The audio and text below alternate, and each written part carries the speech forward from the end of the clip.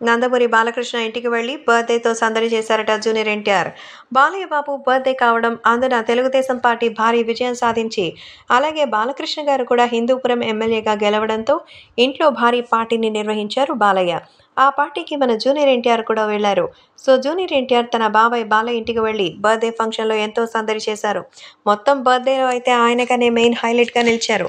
తన బాబాయ్ బాలయ్య మూడవసారి విక్టరీ సాధించి హ్యాట్రిక్ కొట్టినందుకు శుభాకాంక్షలంటూ సోషల్ మీడియాలో పోస్ట్ చేసిన వెంటనే అది చూసి బాలయ్య కూడా ఎంతో సంతోషించారు. అందుకే ఎన్టీఆర్ని తన బర్త్డే ఫంక్షన్కి స్పెషల్గా ఇన్వైట్ చేశారట.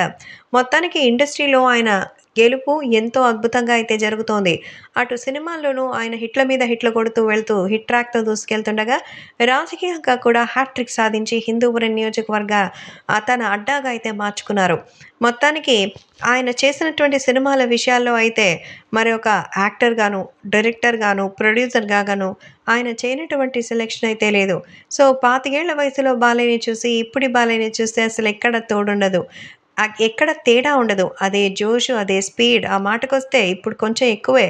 వయసు శరీరానికి కానీ మనసుకు కాదు. అది బాలయ్య ఆ మాటను నిజం చేసి చూపించారు. ఇదివరకంటే స్పీడ్‌గా సినిమాలు చేస్తున్నారు. సినిమాలైనా, బుల్లితెర షోస్ అయినా, అటు రాజకీయాలు, అలాగే మరోవైపు బసవ తారకం క్యాన్సర్ హాస్పిటల్ అంటూ సేవా కార్యక్రమాలు. ఏం చేసినా, ఎక్కడ ఉన్నా ఆయన ఒక బ్రాండ్ ఉంటుంది. ఆ బ్రాండ్ మరో 100 ఏళ్లైనా అలాగే ఉంటుంది. అందుకే ఆ బ్రాండ్ పేరు బాలకృష్ణ అంటారు. హ్యాపీ బర్త్‌డే అంటూ విషెస్‌ని అందించారు ఎన్టీఆర్.